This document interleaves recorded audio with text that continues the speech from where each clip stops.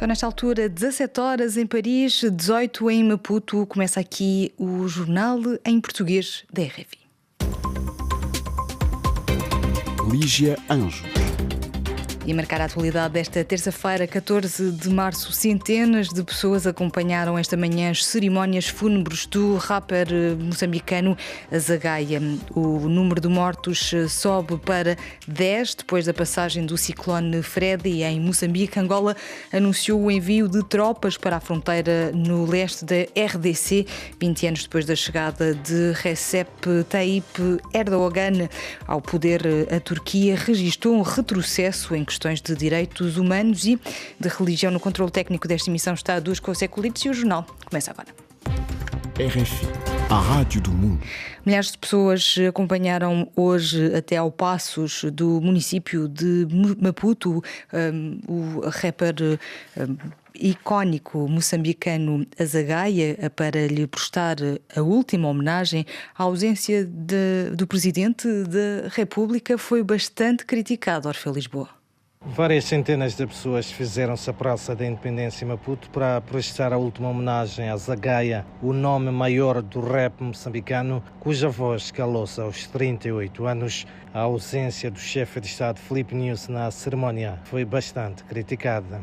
É importante que aqui estivesse, porque Azagaia extravasou ou ultrapassou as diferenças políticas no país. Azagaia foi o deputado de todos. É estranho e vergonhoso que o Presidente da República não se tenha pronunciado até hoje. Um adeus a Azagaia, com fãs, admiradores e familiares a reproduzirem as suas canções, bem ao seu estilo irreverente.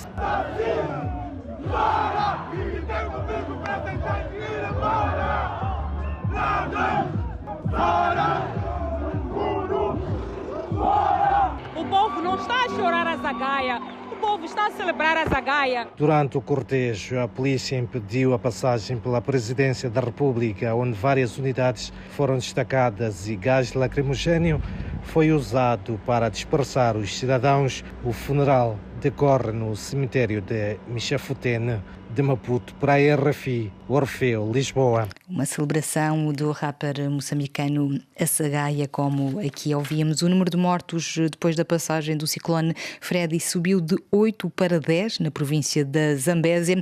Em Moçambique, os fenómenos climáticos extremos são cada vez mais violentos. Este fim de semana, este ciclone Freddy deixou a cidade de Quelimane, no centro de Moçambique, sem eletricidade, sem telecomunicações, além de inúmeras casas destruídas e ruas alagadas. Para Frei de São Sebastião, mestre em tecnologias do ambiente, a localização geográfica de Moçambique e as atividades antropogénicas contribuem em larga escala para a repetição destes fenómenos. Isto é o reflexo daquelas atividades, que digo basicamente atividades antropogénicas, que têm contribuído para além das atividades naturais do sistema em si. Mas, se formos a ver, ultimamente, as atividades antropogénicas têm pesado muito mais. Estamos a falar do uso excessivo de combustíveis fósseis, por exemplo, estamos a falar da má gestão dos resíduos sólidos, estamos a falar também da maneira como nós estamos a tratar, por exemplo, os recursos naturais, da maneira que estão a ser explorados os recursos naturais. Nós estamos a fazer muita pressão para o meio ambiente. E as respostas que temos estado aqui a observar é esses eventos extremos que têm acontecido ao longo de todo o mundo, né? Não só Moçambique. Quando olhamos para Moçambique, por causa do nosso nível de pobreza, por causa das nossas infraestruturas, por causa do nosso poder econômico, sempre que temos estes eventos extremos que estão a ser cíclicos, a cada ano que passa as intensidades estão maiores, então nós somos muito mais devastados por essas ondas desses eventos.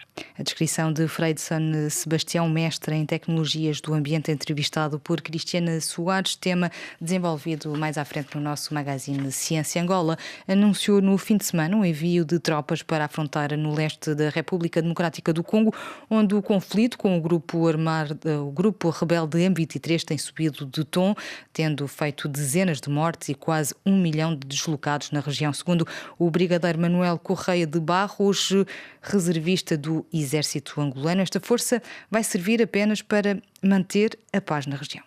A ideia é efetivamente uma força de paz. Aquilo que se pretende, e portanto aquilo que foi dito, é que dar algumas garantias ao M23 que não está, portanto o facto de pôr as armas, que não vai ser atacado por qualquer um dos lados, não é? Portanto, seria uma força de paz e, portanto, é nesse sentido. Pela sua experiência, como é que esta força deve ser constituída?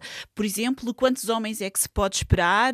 Claro que ainda estamos à espera, então, do voto na Assembleia Nacional, em Angola, mas o que é que podemos esperar desta força? Portanto, eu acho que não deve ser uma força muito grande, portanto, na realidade, deve ser uma força relativamente pequena, e que com ideias exclusivamente de paz, portanto, e a paz não é para ser imposta com guerra, né? Para se chegar ao M23 seria necessário passar por cima das forças angolanas, mas de maneira nenhuma eu considero que Angola vai resolver o problema se não houver acordos. A leitura do brigadeiro Manuel Correia de Barros, entrevistado por Catarina Falcão. A Cruz Vermelha alertou para o agravamento da crise humanitária na RDC esta terça-feira. O surgimento de novos casos de Covid-19 em São Tomé e Príncipe estão a preocupar tanto autoridades sanitárias como a população. Já foram tomadas medidas no principal hospital do país, Dr. Aires de Menezes, e vão ser reforçadas campanhas de vacinação. Maximino Carlos. De acordo com os dados oficiais, registra-se atualmente um aumento exponencial de casos de Covid-19 em São Tomé e Príncipe. Foram notificados, nos últimos dias, 8 casos positivos, alguns dos quais com internamento e 5 estão em regime ambulatório.